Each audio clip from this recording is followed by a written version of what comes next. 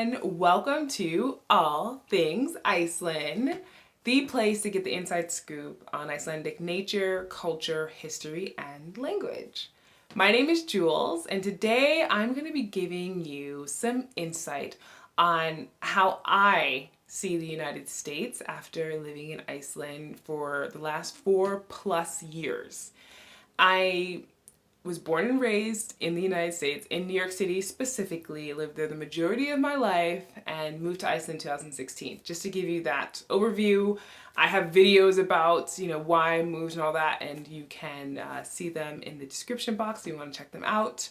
But really this video has to do with the fact of there's so many different areas of life for me in particular that as I've been living in Iceland, my view about them and like what's considered appropriate or, fascinating or whatever has shifted over time. So I've broken this video up into kind of like 4 sections just to organize my thoughts and also make it easier for you to follow. So I plan on talking about like accessibility to things. So in the United States, let's just say like how easy it is to get certain products or services or whatever in comparison to Iceland.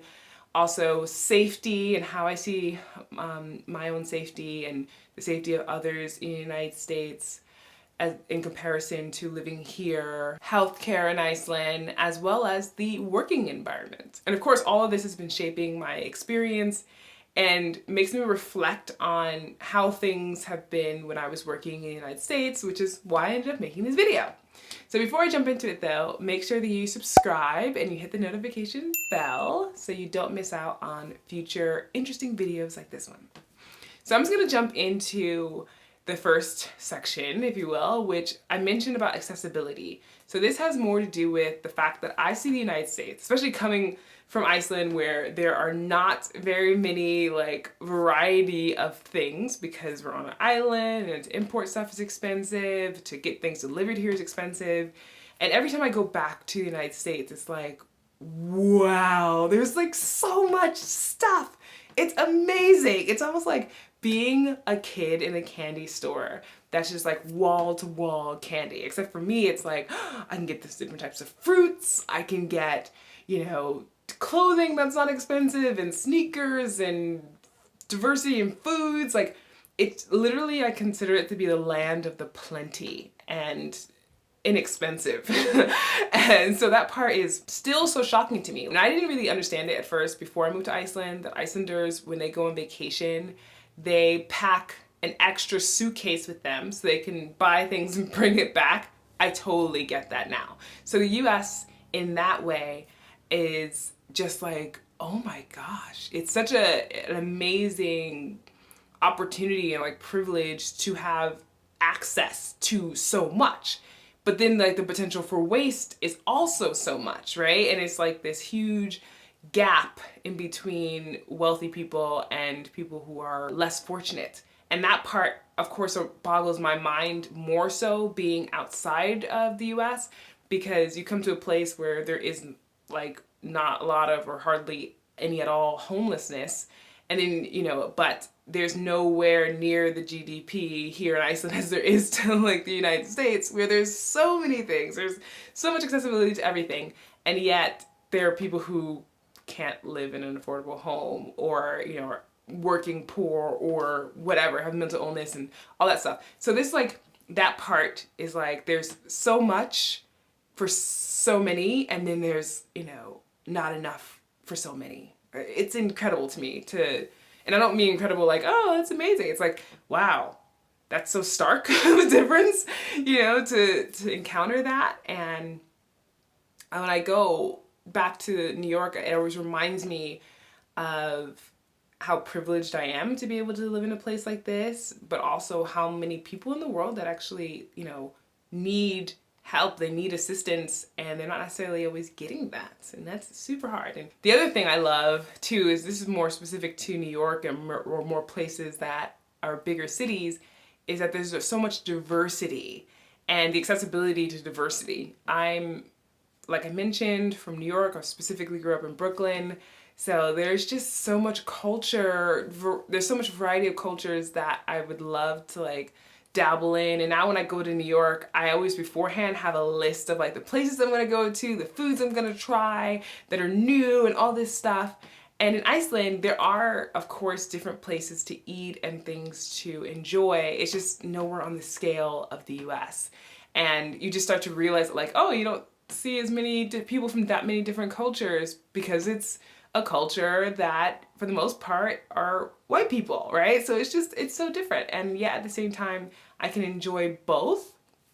But at times I do sometimes miss, especially when it's like just being able to order from Amazon. Like I miss it. I'm not gonna lie, I miss it. So, even though I really love living in Iceland, it has become, you know, very apparent to me, especially after kind of like the glow of living in Iceland wore off a little bit. It's still there, but it's just a little bit wore off, that it's like, oh man, yeah, that would be really nice to be able to like order that thing, you know, just easily, or not have to pay a crazy amount of tax or import cost or whatever else. So such is life. In terms of healthcare, I've had many different situations in the US regarding my healthcare coverage. I worked as a freelancer, I've worked for corporations, of course I had been a student at some point, so I was under my parents' insurance. So I was pretty aware of kind of like the different options that are available, all still pretty expensive when you think about it. And the coverage varied so much. And how I see the US now is just like, wow, this is a super inefficient system. And also terrible for people who end up getting sick because of the amount of cost. Like if you're just not a wealthy person, or you hadn't saved a whole lot in case of an emergency, and even for some people who have saved in case of emergencies, those emergencies can just, like the cost of having to pay for that healthcare can be so astronomical that it wipes out all of your savings. Like it's just one of those like, this is not okay. Like, why is this the case? And that's how I see it now. Like, when I lived in the US, I didn't think there was really much of another choice. And after being in Iceland, so every resident in Iceland, if you're a foreigner who comes to Iceland, after the first 6 months of you living here, you're automatically put into the system. So basically every person who is in Iceland as a resident is in this system.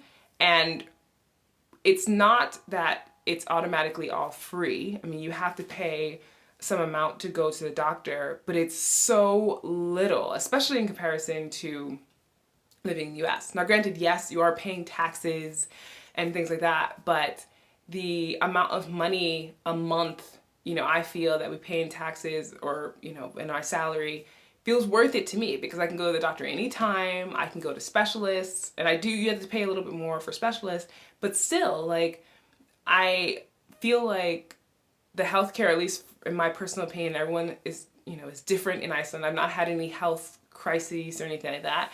But even when my husband needed to go to the ER, like, he wasn't paying a buttload of money for that, even like to get into the ambulance. Giving birth to a child here, those birthing services are free, right? So it's just like, I see the US as being super, like I mentioned, inefficient, unfair in some degree. Like, of course it's a system that's become so complicated, so that doesn't make it easy. And that's another thing to me, is like, why does it have to be so complicated? The healthcare system, why does it have to be that you're paying so much for certain things, and, you know, it's not all just included, and you don't have a service that covers everybody? Because when it comes down to it, like, everybody at some point has a health issue, right? And I am one of those people who likes to be proactive, so I'm not feeling right, I go to the doctor, I get blood tests. I don't know if that's necessarily the culture here in Iceland, but for me personally, that's how I did it even when I was in the US.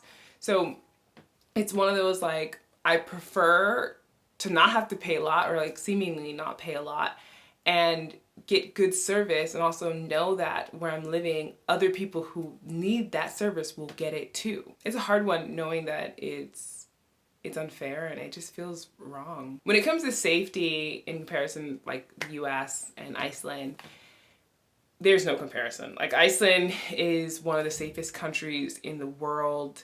It is so heartbreaking to see all of the violence in the United States. I was for some part of my life, for sure, desensitized to a lot of it because we're seeing like videos of people being killed, hearing about mass shootings in schools, like homicides, rapes, all these things, right? And when I go to the US now, I know that like I'm automatically putting on my guard. I mean, growing up in New York, you definitely watch your back, right? Like it's just one of those like parts of living, especially in a larger city. I know New York can be quite intense in comparison to other places. I have never lived in another city, but I've definitely visited many cities in the United States. Still, like no matter where I went, it wasn't like, even if the people were friendly, I wasn't like, okay, no big deal. I was like, no, no, no. I kept my guard. In every place there's something that might make you feel uncomfortable. And also like the fact that gun ownership in the United States can vary widely, like in terms of the rules for people owning a gun by state. And here in Iceland, like it is across the country, certain rules. And I actually just did a video about this, like why Iceland has 69,000 guns and no gun crime. So I recommend checking that video out. It's in the description box. But in terms of safety, yeah, it's almost like it's just an automatic switch that turns on and when I get into the US to just like be on guard, like continuously watching after my stuff and or if I'm gonna go out, like watching my back. Whereas in Iceland, if I want to go downtown and party with friends and, you know, maybe if I'm drinking and I have to go and take the bus or whatever, I very much will still be alert, of course. And because I'm from New York, I still have a tendency to look around, see what's going on. But I'm not afraid of someone attacking me. I'm not afraid of the police, for instance. They don't even carry guns here. So it's just like, there's this whole idea, at least in my mind, that is so different. And so like living in this country in some ways has taught me that like other ways of life are possible and also that you can just like live without fear. You can feel safe. Like I feel safe, you know, and I feel safe as a woman. I feel safe as a person of color. And I just feel safe as an individual. Like that's such a huge deal to be able to say. And I don't think many people, depending on what you identify with, can feel that way. And then of course there's other, you know, types of identities, like such as the LGBTQ plus community, which I'm not a part of, but still like the people who live here, they feel safe. Whereas opposed to in the US, in many places, they wouldn't. So it's harder to kind of like see the news coming out of there and just being like, you know, it doesn't have to be like this. Or at least it doesn't feel like it has to be like this. I know there's a lot more complexities around this, so I don't want to simplify it to being like as if Iceland and the US are the same, because they're absolutely not. We're talking about like one small country versus a huge nation of different states and things like that. But I'm still, in some ways, can't help but, you know, think about how different things are, mainly because it's impacted me so much in my quality of life here. And that's why I felt like making this video might be helpful for people who were wondering about that and about quality of life in the country, because it is just so different. Like, it's incredible. Regarding work environments in the US versus Iceland, I've worked in Iceland for the last 4 years. So basically the whole time I've been here, I think literally the day after I stepped off the plane, I began working. So I've always kind of been in that environment of like some kind of corporate structure here. Granted, the companies I work for are a little bit more unique because they are, one was a travel company and the other one is an advertising agency. So different from each other. And I'm actually gonna make a video on my working experience for those who are curious about that. And if you are, let me know in the comments. I think it would be kind of fascinating to share that. But when working in the United States, like I mentioned, had been a freelancer, I had worked in corporate environments, and so I was definitely kind of had been entrenched in that culture. And I actually, when I came over to Iceland, was working like a person who had been in the United States, because it took me a long time to kind of shed a lot of those cultural expectations and also things I'd put on myself. So working a lot of long hours, that's a thing that happens a lot in the US. I'm not saying people in Iceland don't work a lot of hours. There are people who definitely do. But there are unions here. So everyone, when you start a job, or you have to pick what union you want to be a part of. And that is not the case in the United States. I mean, there are some professions that have unions, but then of course there are some that don't. And here it's like your union is to help protect and make sure like you're getting a fair salary, to make sure that you get breaks, like paid for breaks in the day. Whereas like in the US, that wasn't the case. Like I could sit at my desk all day long, never take a break, and there was never a time where it's like, you are entitled to this break, right? So it was like, okay. You know, like no one, you know, when I started the job was like, here are the list of things that you're entitled to as a worker. It was like trying to figure out your workers' rights normally only came up for me in the US if I felt that they might have been violated and I needed to figure out if that was the case or not. Whereas like here, it's more spelled out. There are representatives that you can talk to in order to easily get this information. And you're paying into each union, you get benefits from paying into your union, such as like courses that you can take and that they refund. Like it's all this like stuff. And like I mentioned, I'm gonna go into my working experience in a later video, but it was also really hard to know that vacation wise, so I see vacation in the United States for the most part, because not every company is the same, but for the most part, a lot of people get 2 weeks vacation, unless you're like a teacher or in some other like special company. And that boggles my mind. So 10 working days of vacation is like, that is so little. It's so few when you think of how much you work, how much is expected of you, and being able to just recharge. Like, you know, here I've had a minimum of 4 weeks, and then if I was negotiating a job, I can negotiate for more. But it's just like I would never want to go back to working in a place where I only had 10 working days, because it already sounds like the stress is there, and how do you recharge, like I mentioned? Like, so it's just that part of the culture is like work, almost like working yourself to death, and then you're really not entitled to a whole lot of relaxation in order to be able to come back and give your best self to this work. Hierarchy is pretty strong in the US regarding like, of course there are CEOs and everything here, but when it comes to making decisions or even input from people, there's not always a lot of consideration or allowance for feedback from people who are considered in a lower rank or whatever, right? So here, my experience at least has been with any boss I've had is, first of all, we're on like really friendly terms, but also I can challenge my boss. And I'm not challenging them being like, oh, that was dumb. Like I would never personally ever say something like that, because you don't get things done that way, right?